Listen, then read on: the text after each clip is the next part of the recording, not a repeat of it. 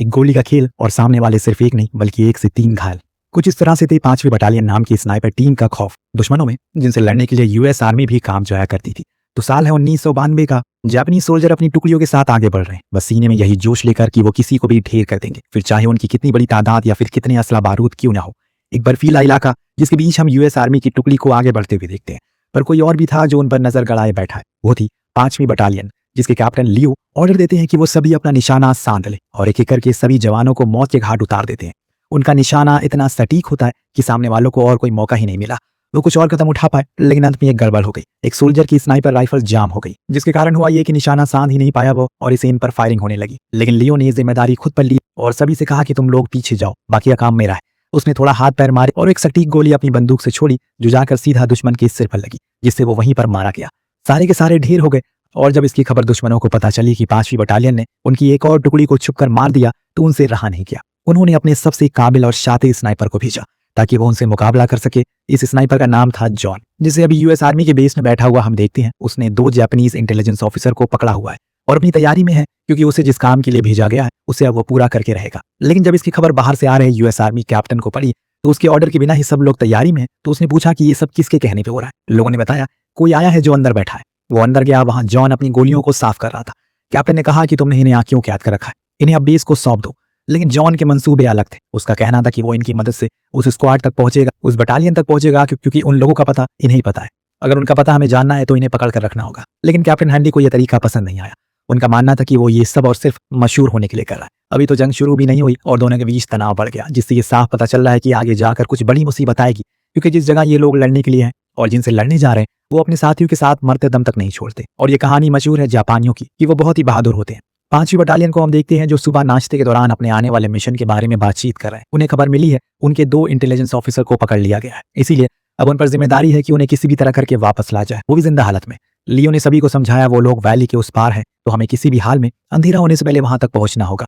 और इस बारी सभी को मैं बता दूं, किसी की बंदूक जाम हुई तो मैं उसे उनके हवाले कर दूंगा। सभी के अंदर एक जज्बा था, उन्हें अपने देश के लिए कुछ करना है, इसीलिए सब तैयार हो गए। पर डियोंग नाम का सोल्जर उसे लियो यहीं ठहरने को कहता है, क्योंकि कुछ ही देर के बाद कुछ रिपोर्टर आ रहे हैं जिन्हें उसे इंटरव्यू देना है। वो सबसे ज्यादा पढ़ा लिखा है, हालांकि वो यहाँ रुकना तो नहीं चाहता, लेकिन क्या करे, ऑर्डर है तो उसे फॉलो करना पड़ेगा। बटालियन तो चली गई, वो यहीं पर बैठकर इंटरव्यू देने लगा, लेकिन उसके अंदर की मायूसी ज्यादा देर तक उसे यहाँ रहने दी थी। कुछ देर में उसकी आंखों में आंसू आ गए। दरअसल जिस इंटेलिजेंस ऑफिसर को उन्होंने पकड़ा है उसमें लियान नाम का एक सोल्जर है जो डियोंग का बहुत ही करीबी है, इसीलिए वो वहां जाना चाहता है। वहां पर लोग थे, वो मान जाते हैं और कहते हैं कि ठीक है तुम जाओ। वो भागते हुए गया, जाकर अपनी स्क्वाड से मिल गया। हालांकि लियो ने जब उसे देखा तो ज्यादा खुश नहीं हुआ, लेकिन कुछ कहा भी नहीं। अब ये लोग लंबे समय तक उसी रास्ते पर चलते रहते हैं। कई इंच मोटी बर्फ की परतें जमी हैं। ऐसा लग रहा है कि ये लोग रेगिस्तान में है, क्योंकि देश को बचाने की गर्मी इतनी उफान पर है कि हर एक सोल्जर के अंदर उन्हें ठंड का एहसास नहीं हो रहा है। 3 घंटे चलने के बाद ये लोग एक वैली के पास पहुंचे, जहां जब कैप्टन ने दूरबीन से देखा तो इन्हें वहां अपने दोनों इंटेलिजेंस ऑफिसर की लाश मिली, जिसे ये समझ गए कि दुश्मनों ने उन्हें बड़ी बेरहमी से मारकर यूं ही फेंक दिया। पर वो इन्हें ऐसे ही छोड़ सकते नहीं, इसीलिए वो उसे लेने के लिए आगे बढ़े ताकि उन्हें पूरे मान सम्मान के साथ आखिरी विदाई दे सके।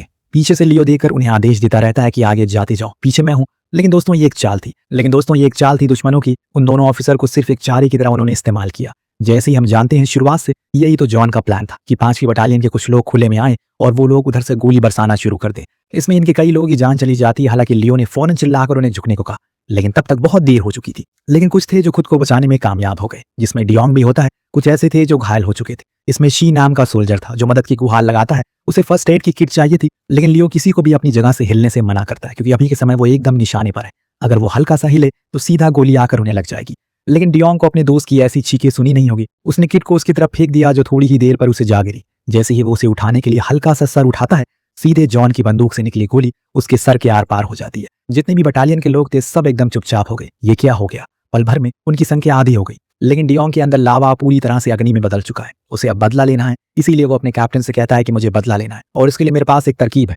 वो एक चम्मच की मदद से सामने बैठे दुश्मनों की जगह का अनुमान लगा सकते हैं, जिससे कि इन्हें लड़ने में और आसानी होगी। और इसके लिए उन्होंने एक चम्मच को साइड में दिखाना शुरू कर दिया। बाकी के 3 स्नाइपर अपनी पोजीशन पर बैठ गए। ये तरकीब काम में आई और कैप्टन लियो ने एक को मार गिराया, लेकिन अभी भी उनकी संख्या ज्यादा थी, इसीलिए इन्हें कुछ बड़ा सोचना पड़ेगा। इतने में हम जियोंग नाम के छोटे बच्चे को देखते हैं, जो लियोंग की लाश के पास जाकर उसे बात करने लगता है। तब हमें पता चलता है कि वो अभी जिंदा है, पर लियो उस बच्चे के पास शूट करके उसे आगाह करता है कि जिस जगह पर वो खड़ा है वो अभी सही नहीं है, इसीलिए वो दूर हो जाए। पर वो बच्चा अमेरिकन के साइड चला जाता है। कुछ देर तक तो सब कुछ शांत रहता है, लेकिन फिर कुछ देर के लिए फिर से फायरिंग शुरू हो जाती है। इस दौरान चबी नाम का सोल्जर को वहीं रखी एक आयरन प्लेट मिलती है, जिसकी मदद से वो अपने मरे हुए साथियों की लाश को लाने की कोशिश करता है।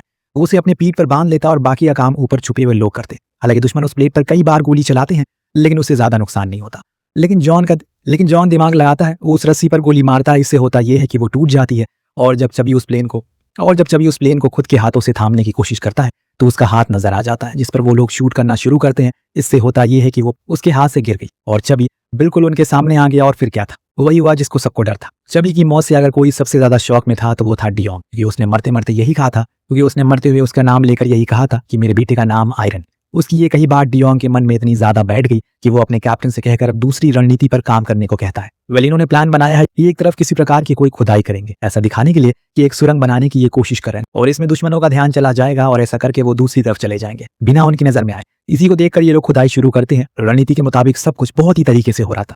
जॉन और उसकी टीम की नजर उसी फावड़े पर थी जिस पर वो बार बार एम करने की कोशिश करे ताकि जैसे ही वो ऊपर आए वो उसे गोली मार दे। लेकिन इसी का तो ये स्क्वाड इंतजार कर रही थी। कुछ समय के बाद वो पल आ गया जब एक स्नाइपर उसी फावड़े पर शूट करता है। तभी दूसरी साइड बैठा डियोंग और लियो अपनी राइफल से एक ही गोली में दो दुश्मन को गिरा देते हैं। और इस मौत से जॉन पूरी तरह से हिल चुका था, क्योंकि अब उसे अंदाजा हो गया था उसे यहाँ पर क्यों भेजा गया है। इतना भी आसान नहीं है इस स्क्वाड से पंगा लेना। गुस्से में आकर जॉन गन मशीन से हमला करना शुरू करता है, जिसमें एक धमाका हुआ और इसमें 2 सोल्जर मारे गए।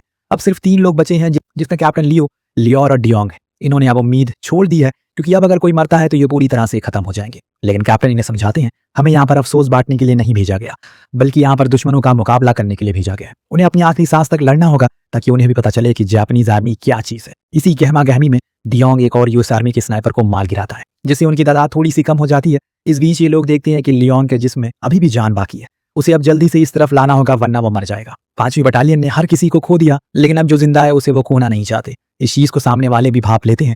लियोंग के अंदर अब जान खत्म होने वाली है। वो माइक पर इन्हें इत्तला करता है, उन्हें लियो से कुछ बात करनी है, तो अगर उसे ऐसा करने देंगे तो इसके बदले वो उन्हें लियोंग को ले जाने देंगे, जिससे वो बच जाएंगे। और ये सुनने पर लियो फौरन ही तैयार हो जाता है। उसे अपनी जान की कोई परवाह नहीं थी, सिर्फ और सिर्फ उसे लियोंग को बचाना है, फिर चाहे उसे खुद की जान क्यों ना देनी पड़े। लेकिन लियो के साथ उसके पीछे पीछे लासुर भी चलता है। जब ये लोग थोड़ा आगे जाते हैं तो लियो इशारा करता है कि वो लियोंग को ले जाने दे, तभी वो आगे आएगा। जॉन समझ गया, इसीलिए वो हाँ करता है। तब लासुर उसे उठाकर ले जाने लगता है, लेकिन कुछ ही देर में इन्हें पता चल गया कि इनके साथ धोखा हुआ है, क्योंकि जैसे ही लासुर ने ऊपर की ओर चढ़ाई करना शुरू की, वो उसके पैर पर शूट करके उसे मार देती है। और ये देखकर लियो का गुस्सा फूट गया। वो अपने जिस्म पर लगे जितने भी ग्रेनेड थे उन्हें पिन को निकालकर दुश्मनों के मोर्चे में कूद पड़ा, जिससे कि एक तेज धमाका हुआ और सबके सब मारे गए। साथ में वो भी इस चीज को देखकर डियोंग पूरी तरह से टूट गया, क्योंकि उनका कैप्टन ही मारा जा चुका है, तो अब वो क्या करेंगे। उधर लासुर मदद की गुहार लगा रहा है। बार बार वो उसकी तरफ एक रस्सी फेंककर ऊपर खींचने की कोशिश में लग गया, लेकिन ये इतना आसान नहीं था। उसी दौरान हमें ये पता चला कि असल में लासुर के पैरों में गोली जॉन ने नहीं, बल्कि अमेरिकन आर्मी के कैप्टन हेनरी के ऑर्डर पर चलाई गई, क्योंकि उसे किसी भी हाल में लियोंग जिंदा हालत में चाहिए था। असल में उसे कुछ ऐसा पता है जो इस जंग का रुख बदल देगा। तो ऐसा उसे क्या पता है, चलिए जानते हैं। अब कैप्टन फौरन जॉन से कनेक्ट करता है, जो अभी भी जिंदा था। वो उसे सारी जानकारी हासिल करता है और कहता है कि किसी भी तरह करके लियोंग को जिंदा रखो, वरना बहुत बुरा हो जाएगा। वहीं डियोंग लासुर को खींचने की क्षमता और तेज करता है ताकि वो किसी तरह करके उसकी तरफ आ जाए। लेकिन कैप्टन का ऑर्डर पर लासुर को शूट करके वहीं मार दिया जाता है, जिससे उसकी भी कहानी खत्म हो गई। अब सिर्फ और सिर्फ 5वीं बटालियन में डियोंग बचा है, जिसके आगे अब दुश्मनों की हजारों की तादाद है। वहां पर टैंक और ढेरों प्रकार के असला बारूद है, जो सिर्फ एक सोल्जर को मारने के लिए आए। ये सब कुछ जॉन भी देख रहा था, जिसके मन ही मन ये सोच लिया था कि वो लोग भले ही ऐसा करके जीत जाए, लेकिन हकीकत वो हार चुके हैं। और यही सच्चाई अब हम देखते हैं कि उसकी जख्मी हालत में लियोंग कुछ लिखने की कोशिश करता है अपने खून से, पर यह चीज हेनरी देख लेता है और वो फौरन जॉन को ऑर्डर देता है, उसे ऐसा करने मत दो, जल्दी कुछ करो। वो उसके हाथ पर शूट करके उसके हाथ को घायल करता है, जिससे कि जो वो लिख पाएगा वो लिख नहीं पा रहा था, लेकिन उसके जिस्म में अभी भी जान बाकी थी। वहीं दूसरे सीन में टैंक भी वहां आ गए, जो अब पूरे एरिया को नस्ते नाबूद कर देते हैं। कहीं भी अगर डियोंग या फिर कोई भी सोल्जर छुपा है तो उसे खत्म कर दे। लेकिन उससे पहले डियोंग ने अपनी जगह को बदल लिया, क्योंकि इसे ये चीज पहले से पता थी, पर कैप्टन तो कुछ ज्यादा ही चिल्ला रहा है जॉन पर, क्योंकि उसे यह डर था कि कहीं लियोंग मारा ना जाए। उनकी इस चीख से जॉन इतना ज्यादा गुस्से में आ गया, एक बारी तो वो कैप्टन पर ही एम करता है, लेकिन आखिरी समय पर खुद को रोक लेता है। लेकिन डियोंग अब रुकने वाला नहीं है। वो एक ऐसी जगह को ढूंढने में लगा है, क्योंकि उसे पता चल चुका है कि अगला निशाना कौन है। एक सही जगह चुनने के बाद उसने सीधा एम किया कैप्टन हेनरी पर, क्योंकि अगर वो मर गया तो पूरी टुकड़ी का हौसला खत्म हो जाएगा। वो जैसे ही अपनी गर्दन ऊपर करता है, वो सीधा उसे गोली मारकर खत्म कर देता है। और जब पूरे बटालियन में खबर फैल गई कि अब कमांडर नहीं रहे, तो जॉन ने सभी से कहा कि अब वो पीछे हो जाए और एक टैंक को छोड़ दे, क्योंकि अब वो खुद आगे जाएगा उन्हें मारने के लिए। इधर डियोंग अपनी इस कामयाबी पर खुश था, लेकिन उसे ये नहीं पता कि उधर अमेरिकन बच्चों को अपना निशाना बना लेंगे।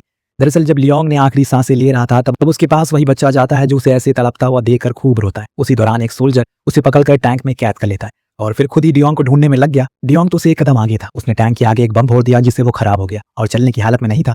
ऊपर से उसके अंदर पूरा स्मोक भरने लगा है, लेकिन जॉन ने फिर भी बाहर ना निकलने का डिसीजन लिया। अंदर ही बैठे हुए उसने उसे ढूंढकर खत्म करने का निर्णय लिया।